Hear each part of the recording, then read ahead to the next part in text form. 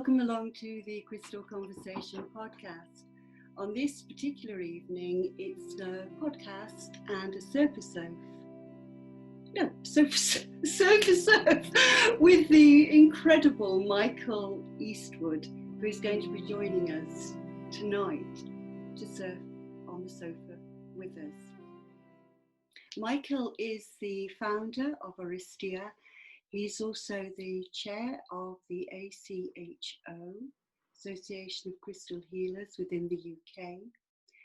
Further to that, I think it's fair to say that he has provided a creational link through and into the crystal realms through the work of his crystal oversoul attunement work. And tonight we have a fantastic opportunity to step inside of a conversation with Michael. And we hope that you, the listeners, will likewise feel the creativity and the joy in the inquiry. So Michael, welcome along. Thank you very much. What a wonderful, warm, beautiful welcome.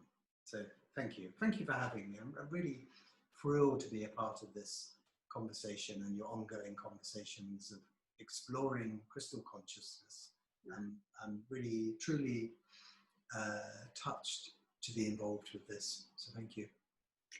We're really feeling the appreciation of your preparedness to come forward with us and into this, Michael, because I think it's fair to say on stepping inside of your work, one thing that has really struck me has been the idea of a tapping into a collective level of consciousness, both for us personally, but also in the realms of the crystals. And without diving in too deep, but the first question, I suppose, I'm interested in how that awareness of that process came about for you.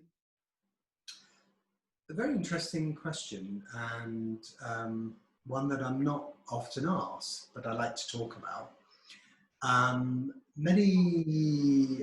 guess probably about 15 years ago, I felt that I'd already been involved with the crystal business and crystal kingdom, teaching and obviously running a crystal company. And I just felt that this inner yearning to start writing about crystals. But I had this really strong sense that there were many very good books around already. And I was frustrated that when I was doing the initial research, I was frustrated that there was a lot of crystal information around that people just seemed to repeat what was already said about crystals, that this crystal does this, and this sort of prescriptive approach to crystals, and rose quartz does this, and nobody seemed to look at the stones in a new light or want to expand the horizons. So I looked around and I thought, well, I don't really know where to start. And I left school as quickly as I could. I didn't like school. And so I didn't do very well in terms of normal A-levels, O-levels, whatever they are called these days. And so I didn't have any experience of writing, anything in that direction. I'm very fortunate that I'm married to an editor. Good shout. Do you take this to be edited for life? For bestowing upon me somebody who could help me in that direction. So so one could say that the gods and goddesses had aligned the perfect situation for somebody who didn't have any experience in writing, really, apart from writing letters or emails or whatever. And but still I could feel this call to write something. I felt like I wanted to say something, and I didn't quite know how to say it, and I felt frustrated with my own lack of ability of writing.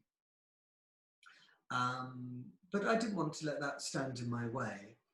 And so after the initial research, I thought, okay, I don't know how to say what I want to say, but I know I want to say something and have something in me to say. And then one day I was handling a piece of adjuite, and it's very expensive, very rare stone, and it's only a very small piece, and it's a piece I still have. And I suppose on some level I had had this process of inquiry where these questions, and I've been very fortunate in my life. I have a very strong, and always have had, a very strong inner guidance that has been very clear with me and answered my questions very clearly, audibly as well. I mean, I hear. And sometimes, and I've seen as my life has developed, that sometimes I haven't been aware that I've been asking a question. So I don't necessarily sit there and ask a direct question, but on some level I haven't been what I call inquiring. I love that, Michael, because I can kind of grasp that, because within this work there is ourselves personally, but then there's something else that kind of starts to move through us almost and ask the questions. So like you say, we might not be conscious of asking those questions because maybe it's in service to something that's a bit bigger. I just love what you're saying there. Yeah. Well, I felt at that time, and I've felt since a child, that I'm here on purpose, and that many of us are here on purpose. It seems to be one of my sort of mantras for this lifetime. And part of the process of beginning to write was this sense of, well, if I'm here on purpose, and a lot has been said already about crystals, surely I'm going to say something new. I hope I'd have a new perspective. And I just don't want to say rose quartz does this, amethyst does this. People do that very well. Other writers have done that very well. And I'm just not this type of character who likes to repeat what other people are doing. And I suppose I see myself as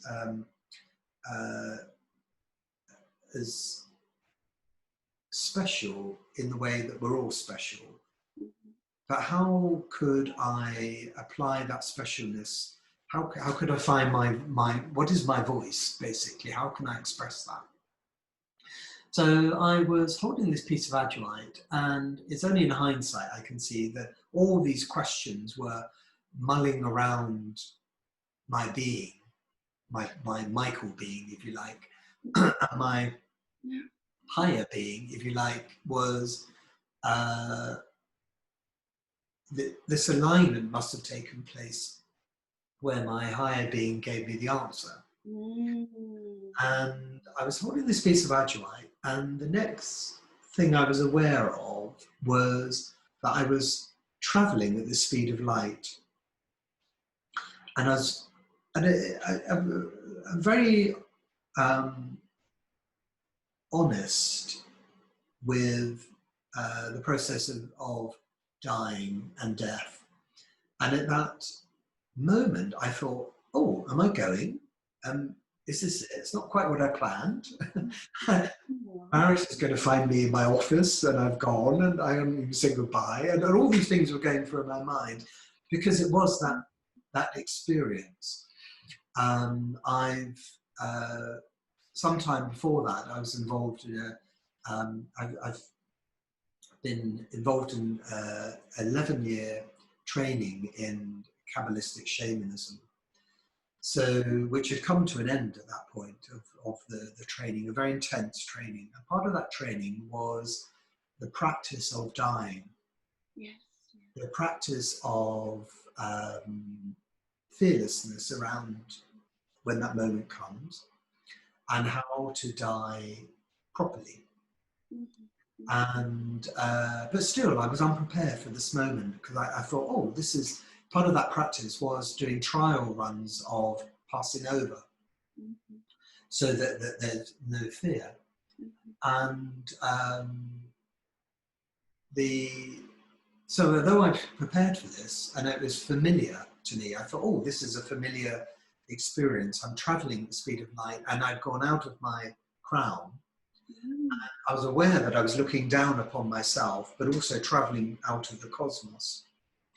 And I've had a couple of experiences before that where I have found myself traveling at the speed of light, and been very aware of my body being sat in situ.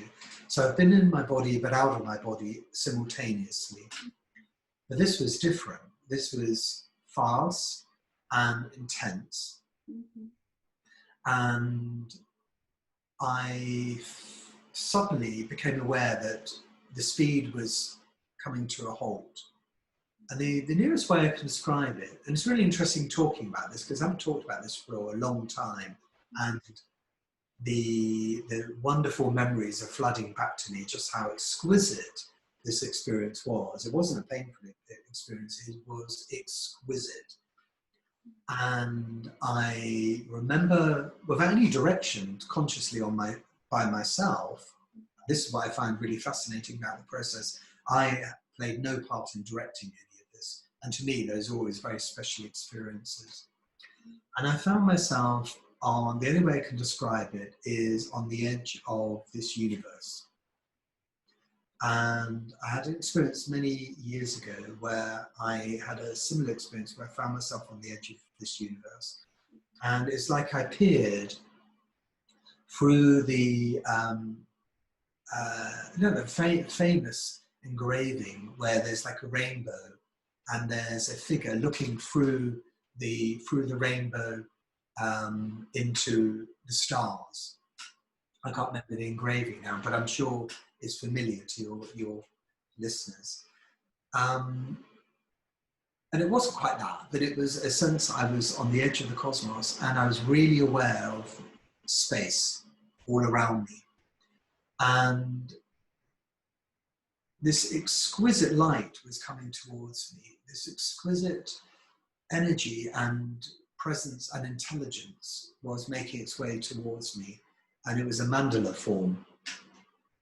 And I'm open to the fact that these this force doesn't necessarily look like a mandala, but to my mind, that was probably the easiest way for me to accept it, what was coming towards me. And I found myself drawn towards this light, this incredibly beautiful geometric mandala of what I would now see as Aduite light coming towards me. And it was the Aduite Oversoul, although I didn't know that name at the time, even what an Oversoul was. But I found myself just dissolving into this light and dissolving into this consciousness.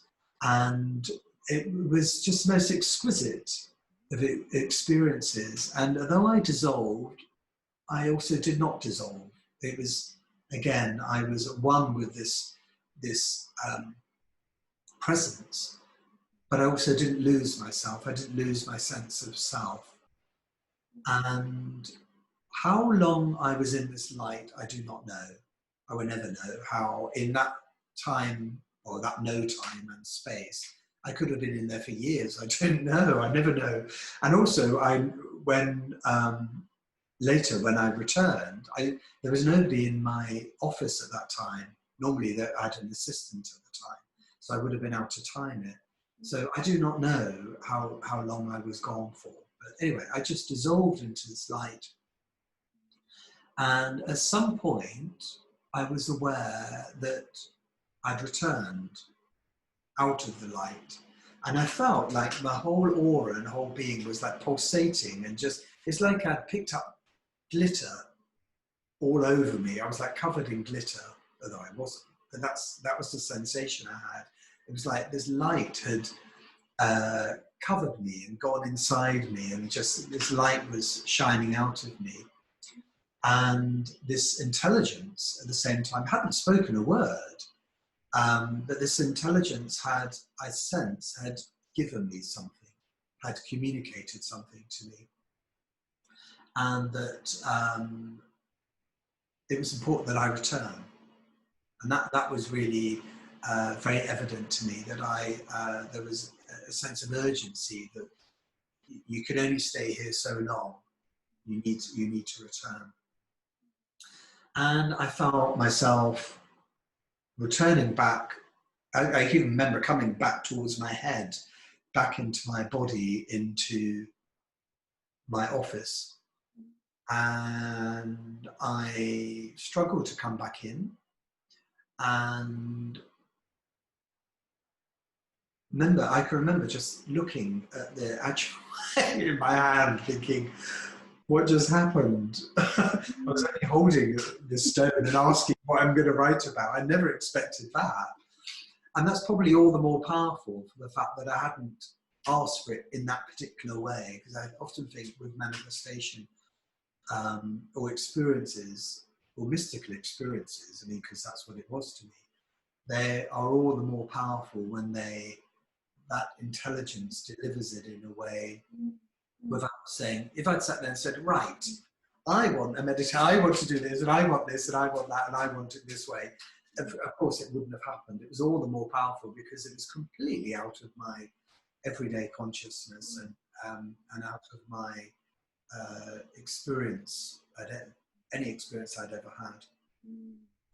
And I sat there back in my body with the stone, and obviously it took me a while to work out what happened. And I can remember I just felt like I was sort of fizzing and shaking, and I was looking and I wasn't, but I was vibrating, and I could feel that I was Maris, my partner, was in the house, and I went to my office and I just said, I can't even put into words the experience I've had.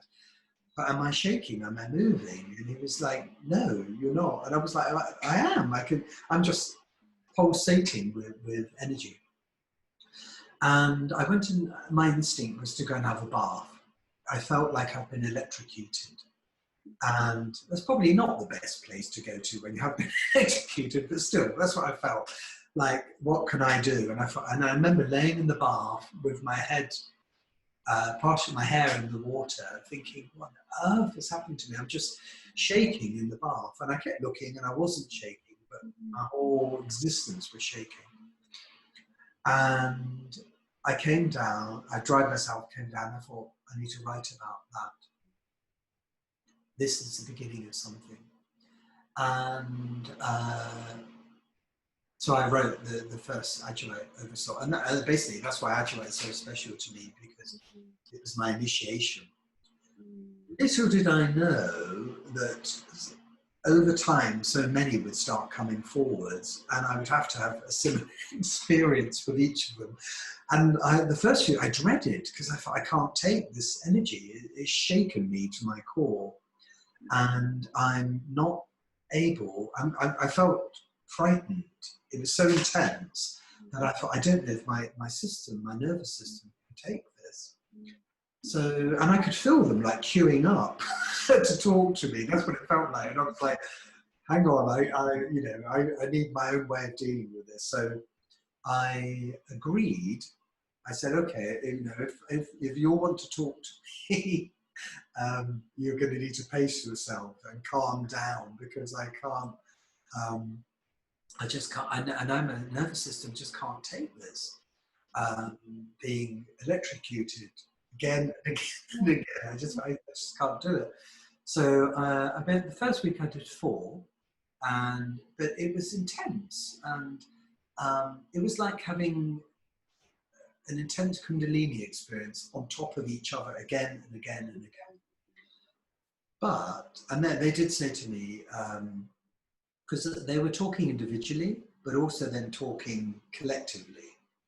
And and it was intense energy, but it was like they didn't mean me any harm whatsoever at all.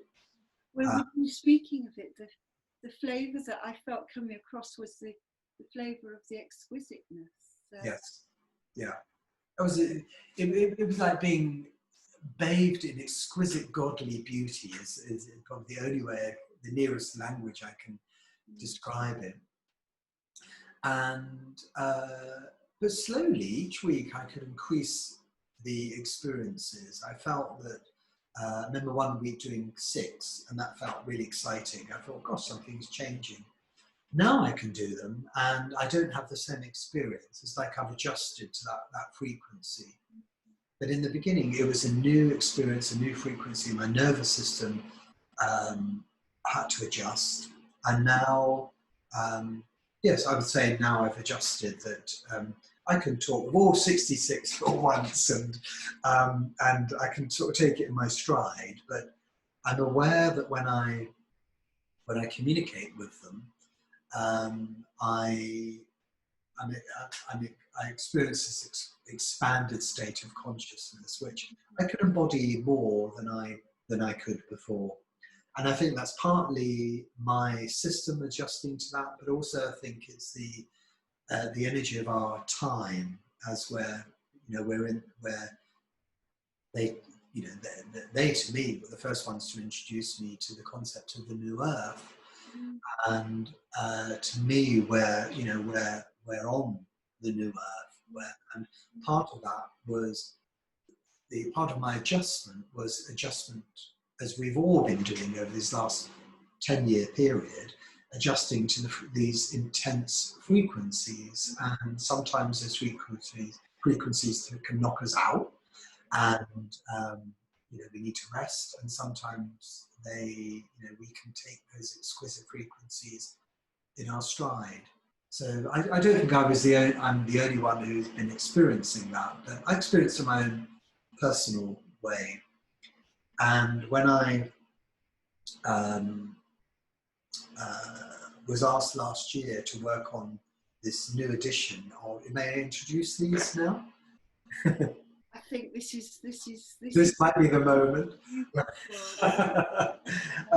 When I was asked to work on this new edition of the Crystal Oversoul cards, which has basically brought what were previously 2 decks, has brought them together as one. Mm-hmm. When my publishers asked me to work on this, I went back to each Oversoul, and I was curious because I've introduced in this set the cycles of the moon, and also different scents, perfumes that we can work on to draw, the perfumes that they enjoy, that in those temples, that's what the perfumes, the temples smell like. So it was a really interesting experience to revisit each one again, and very familiar, very beautiful, and I was struck by how much easier it was to connect with their realm than it was sort of 12. Michael, that is so beautiful, because I didn't know what we were going to be speaking about this evening, but this afternoon I've been listening along to another way shower describing the ascension process that we're presently inside of. And she describes a very similar phenomena to the one that you've just been able to give us some insight to. And I'm thinking, for you, that must have happened. How many years ago did that happen? That was about 12 years ago. 12 years ago. So when you're saying about now you can be with the attunements, and it's become more accessible, it's more expanded, do you feel that in some way that's because something is becoming more palpable for us, that as a human race our consciousness, whatever we call it, is allowing for a more anchored experience? Do you, because you know, I'm just wondering if you think what you think. Yes, I do. I think collectively I think when we're all on our own journey, on our own descension, ascension, because they're one and the same, really. I, I, I think it's hard for us because it's hard for us to gauge what we're doing, and especially when people have ascension symptoms, it's very hard to go, is this an ascension symptom, or have I just got a cold, or have I got tinnitus, you know, whatever, or I'm Vertigo, or yeah. growing pains, or you know, my bones aching, or whatever. And I personally believe that all of what everyone has been doing over the last 10 years, their own journey, has been, for me, um, the density of this dimension has the liminal space that our ability to cross over into other dimensions, which previously was hard work. I feel that the light, the energy that we've all been tidying up, if you like, in our own personal lives and then collectively, has made that those dimensions more accessible and has brought them closer to this dimension. And I think, like it's like everything, it depends on our perception. And if we are open and allow that possibility, then that is there. But to some people, that is not there. Some people, the third dimension is, you know, is all there is, and that's it. But, you know, anything that their extrasensory perception cannot see, you know, doesn't exist. But to me, it's not like that, and I think that is for millions of people as well. So I think millions of us tidying up our own energy over the years has led to this process of this like dimensional breakdown, in a way. You know, and I mean that in the most positive sense, that what was previously a mystical experience allowed by a few has broken down. So those mystical experiences are there for everyone, and those dimensions and worlds are there for all to explore. And that is just our willingness to explore that. That's the key. But yes, I think we have all played our part in, and I think that's why we're here at this time, to open up that link, yeah, to break down this dimension, basically. And to set and to establish that possibility for the many, really, as a human consciousness experience. I remember many years ago, I did one of my first spiritual teachers was a woman called Solara, who now lives in Peru. And she wrote, she's written a few books, but there were two that were pivotal for myself and the whole generation, which was The Legend of Alcazar and The Star Ball. And she was one of the first, along with Ken Carey, to introduce the idea that we are star beings that have come here. We've incarnated thousands and thousands of times, but often when we've incarnated, we've often been on our own, or there haven't been very many incarnated at the same time. But now there are millions of us. And of course we've all got a voice, and we've all got something, each of us has something unique and special. We're not here single-handedly to resolve everything or lift everything, but in our own small way, a medium way and large way, we're all playing a part. And I think it's sometimes difficult for us to see how big a part we're playing, because it's quite hard to gauge, because And it's only when recently when I returned to this work and I could see how, for me, the Oversoul temples, when I first encountered them, they were right out on the edge of our known universe. They had receded so far out of our consciousness that that's how far I had to go, if you like, to meet them. And what I noticed when I was working now 12 years later with them is I'd noticed how far in they had come. Because to me, they told me that they were all at some point in Lemuria, they were physical. They were physical temples. And with the fall of Lemuria and Atlantis, they had to recede into the astral because that energy couldn't be sustained here.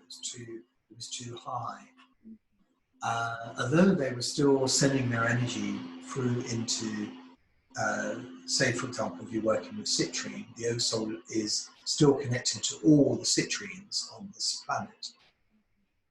So they're connected, but they were very far away. But I noticed that they've come in much further, and that is because they need a certain frequency to exist. It's a bit like we need a certain quality of air to exist, to thrive. It's the same for them, that the air needs to be of a certain clarity, and previously that clarity was quite far away. And over the years, obviously the air, the astral air, if you like, has been clearing. And for me, many beings who are here to assist us, that's how they're coming in closer, because we are closer to them. We've clarified the air around us, and therefore each other, and therefore collectively. Michael, that is so beautiful. That is just beautiful.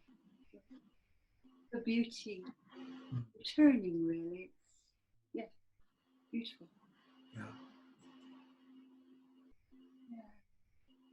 And the hope that we should reduce to create an environment or contribute to the creation of an environment that can include this beatifying, really, this beauty, really. Yeah. The human experience within the new earth. Yeah. Choice. Yeah.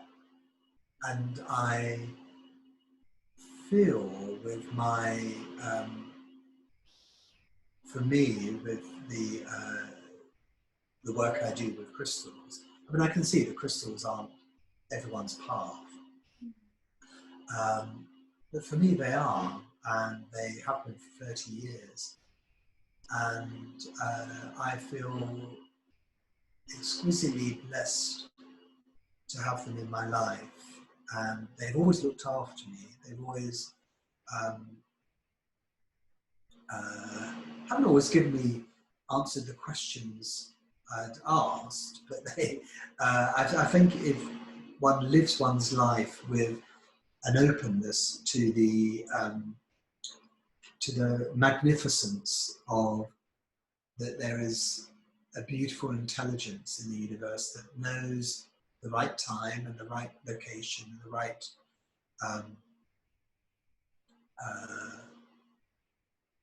moment for something to come through. I'm just really grateful for that I feel with my Oversoul voice, and that's how I found my voice. That's why when they first came into print, I thought, this is what I wanted to say. This is what I need. It felt like my being wanted to introduce that presence into the world again. And I feel very, in a way, like in a position of a custodian in terms of, I mean, they can look after themselves. They don't need me to look after them. But it still feels, the whole subject to me still feels very precious. That sometimes I see on the internet, or sometimes people draw my attention to things on the internet about the oversouls, and I sort of shake my head, and I don't engage with arguing with anyone, but I feel it's been a very precious journey for me, and I feel that they've fortified and opened me up. I wouldn't be here with you now if it wasn't for them. It would, or maybe I might have been in a different guise, but and the funny thing is, over the last few years, I've tried to write about different areas about crystals, and I've surrendered to the fact they won't let me go. They have a lot more to say, and I've I have a feeling that that's all I'm ever going to write about. Sometimes a couple of years ago, I thought, I'm going to write about something else. I could feel how fertile it felt. When I write, I'm after that energy, that intensity, and that exquisiteness is really important to me in my writing. So I've got whole bits I've started, whole chapters, and then I've just thrown them away because I thought it's not there. They need to be talking to me through the words, and as I say, I'm very fortunate to be married to an editor who would take those words, and it's a bit like the planets Jupiter and Saturn.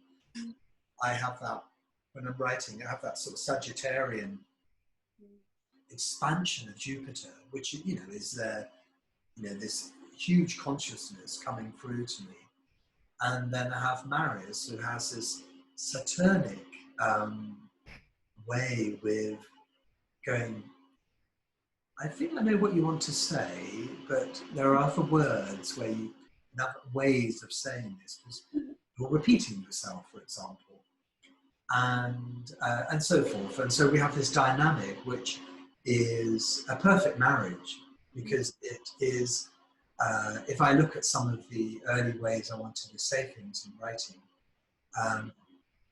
and I think to them now, I think, gosh, I'm so glad I never put them in print, because they don't make any sense. They need to think, for me, things need to make sense. If I'm explaining something, they need to... Yes, and I haven't found that from my connection with your work at all. Both satiates my senses and it makes sense, so I haven't found that. And I'm just caused to remember when I first kind of met you and came inside of the work on the crystal retreats, the enlightenment retreats. And I just, when you were saying about the voice, I was just thinking of the harmonies and the harmonics, that vibration that you were able, that happened under or within the crystal grids and the networks that you created for us, and just like almost like a Lemurian harmonic or sound or voice, and just feeling that I was just feeling that as you were speaking, actually. I love, what I don't like about this time is the lack of human contact, because this year we couldn't do the crystal retreat for obvious reasons because of restrictions. And I feel with the retreats that for me it's like the next stage of it's like taking this work to another level, because I love the drama, the dressing up, using instruments, the dance, the sweat, the theatricality of it. And I really missed that this year, and I'm really hoping that next year there will be space for that to happen again. But I feel that that is where something of this quality comes through in that work as well, because I find I can, there's sounds that come through me, for example, that I don't know that I'm capable of making, Yeah. And Yeah. it's extraordinary. And what I really love about it is all those people involved sometimes come in very shy, have not Yeah. used their body or their voice before, and within a day, everyone is Yeah. half naked and singing their hearts out, and it's just, it's so inspiring. I love it. I love every second. Which I think encapsulates the very experience of the difference between making sense and a sensatorial kind of experience. And I think where your work sits and where you're trying to bridge is that sensorial experience within a way that's going to make some kind of sense, and the experience is what one has it for real. Yeah. I mean, for me, that's really important. That for me, spirituality has to be real, has to be tangible. And in my life, I've experienced that. So for me, it's an inner thing, but that inner needs to materialize. So that is a very important thing for me. And I found with the retreats, as we've done them year after year, but not this year, the tangible presence that we create a presence together, which on our own we're not how to do. When we're together, and what I found with using instruments and sounds and our body movement and ritual, is we're able to together. It's like we create a Merkaba, and that field of light is unique. It will reminds me of the Tibetan sand mandalas, where they're created, but then they have to be dispersed. And living with that impermanence is extremely powerful, important, and beautiful. It's like the exquisite beauty that we come together, create this presence that fortifies us, that stimulates us, that births something within each of us as well. Also has to be dismantled, and it cannot be permanent, and that's the very nature of it as well. So for me, what has happened over these years with the retreats has been that for me that is the nearest I'm coming to of creating those temples on earth, and they are human temples, so they're not made out of stone, for example. That presence of that spirit, if you like, is coming through each of us, but also our willingness to go out on a limb, to make these sounds, to push ourselves beyond what we think we're capable of, and overcome our shyness and our inhibitions. And often with retreats, people think I'm really uninhibited, but I am, because it's a big thing for me to stand there in the middle of a room and ask all these people to trust in me, to parade down the centre of the room where everyone's back to their drums and singing and celebrating them. It's a joyous thing, but at the same time, it's a new thing for me. It's only developed in the last few years, and I can feel the oversouls. I can feel them coming through, and I can feel their humour at the same time. Like and it's not that they're laughing at us or anything, but it's their exquisite joy. It's like they love that joy. They're drawn to that joy that we create together, and the craziness. Because how often do we have the opportunity to get together and just be mad and to sing and dance and create massive mandalas out of crystals? It's only once a year.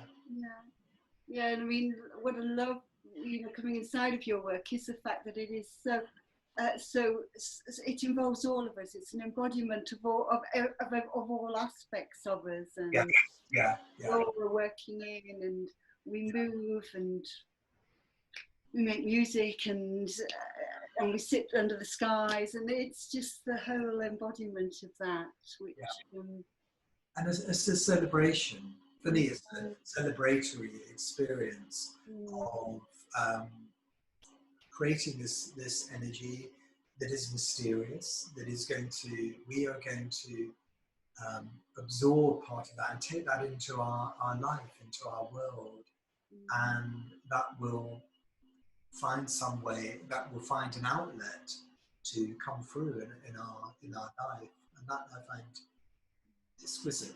Yeah, and I suppose coming back, I guess, to the start of when we were talking, and I was hoping we could touch upon the significance of the attunements in relation to the collective. I think where you've taken us and what you've spoken about tonight, Michael, has enabled us to begin to feel that energetic possibility that does happen when we come together as a collective. And why I think that sense of coming together, of cooperating, and through that cooperation, lifting each other up, amplifying what we already are when we come together, even when we come together through this new medium of Zoom or podcasts, there's hopefully everyone is amplified by what they're seeing, what they're hearing. And for me, that's really important, that energy is shared, because I feel that's the importance of it. Where it goes, the mystery of how that energy is passed around and shared is really special. I'm really happy to be a part of that, and also to have found that crystal path early in my life, because I've been immersed in it for 30 years, and it's beaming. It's beaming. Beamed, isn't it? Really beaming. Sadly, I am aware that we may have to bring this to close at this point. I just feel that the exploration could continue and continue. However, I just feel the energies of within what you're speaking about, Michael, and what you embody, and the way that the oversouls are coming forward the more so. And I guess for people that may be watching this, what would be really good to know is how people could find out further information about your work, or how to tap into this, really. One, I would, of course, I'm selling my work. Are they out in the UK yet? They come out in American Canada, because my publisher's Inner Traditions Bearing Company, and they come out on the 3rd of November in America and Canada, and the 3rd of December in Britain and Europe. I will probably receive copies, I imagine, about 2 weeks before. So they can get them from me via my website, Aristia. I engage with a lot of my audience these days through Instagram. I find Instagram wonderful, and I love the ease of working with it, and the how many people are working with my work and putting stuff on Instagram about it is really enriching to me. And I find I've sort of embraced working with mediums like Zoom and YouTube and so forth, in a way recently when I tidied up my YouTube account, because I realised I hadn't used it for 8 years and wasn't drawn to it. But I find in this time I'm really drawn to making films, for talking about my work. And because I'm not able to go out there and talk and meet people. But I'm finding this a really good way of doing it. Yeah, and it's also, I feel for myself, having been able to watch the YouTubes, it's as if the frequency that you're carrying, something of that transfers just in the watching. And I'm thinking, given the times that we're in at the moment, that is such a gift. So yes, I'm glad you're onto the YouTube. Well, as I say, it was something I resisted, and I thought, oh, I don't want to, I, I don't want that work to be exploited, or what I'm going to say to be exploited in any way, because I feel precious about every word I say. But I've let go of that now, and I've embraced this medium for the time being, but I can see that it has great benefits as well, because what I plan to do via YouTube is talk a lot more about, I don't know if I'll do all 66 oversouls, maybe I will over time, I don't know, but every now and again to talk about another one.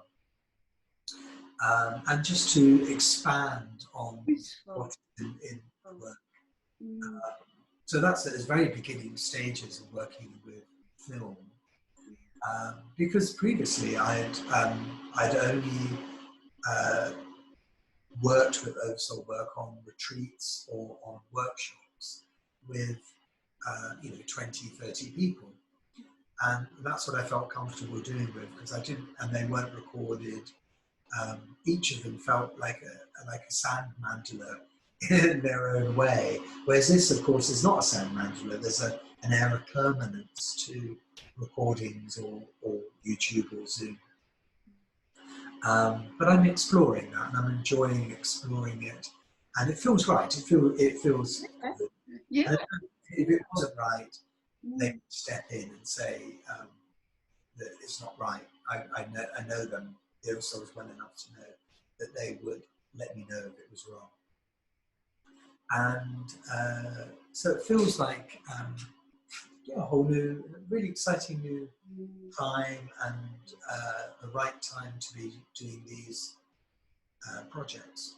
And we're working with such a wonderful being as you, who I've known for many years now, and in different ways our paths have crossed. And your project here, the Crystal Conversation, I find exquisite. And I was saying the other day, I lit our wood burner fire and laid on the sofa and just put my headphones on and listened to quite a few of your interviews on Spotify. And I thought, wow, what an amazing woman you are. We love you, Dr. Ruby. Thank you. Thank you. It's, as you say, there's something that's bringing people, despite their fears of maybe being public or putting it out there, that's saying, no, this is actually a bit bigger than my little concerns about, putting it out there and judgments. It's as if we've moved beyond that. So I think you're hitting on something really important, because a lot of us Lemurian star people have an innate anxiety about how we're perceived by the public. Because I do truly believe that we've been in many lives where that quality that we bring through, however we do it, has often been hijacked, persecuted. We've had all, you name it, we've had it. And that, of course, has sat deep within us, that anxiety about, well, when I speak my truth, I'm often burnt at the stake, or whatever humanity can throw at me. We've been through them all, and I'm feeling that these mediums and this working in this way, of course, is us overcoming that anxiety as well, and going, this needs to be said. I need to speak my truth in this medium, and I'm good with that. I'm more good with that than I was, say, 10 years ago. So I don't think we could have had this conversation 10 years ago. I wouldn't have been able to do it. No, and everything's in its rightful timing as well, isn't it? Because there are more that are speaking. So therefore it becomes more lodged in, hopefully, possibly everyday conversation, or it's getting more that way, really. It's not going to be... I think it should be normalised and new normal. I love that. I love it. It just takes away the glamour and the illusion about it, really, and just talking about things. They're going to resonate with people that and inspire other people to talk about their mystical experiences and to see them as, rather than extraordinary experiences, as the new ordinary. Well, thank you so much today for sharing about how you came inside of the Adjoite connection and describing what probably for many is quite an undescribable experience, and we quite possibly don't always have the language for it, but thank you. Something transferred across in the listening, Michael, that was remarkable. Thank you. Absolute pleasure.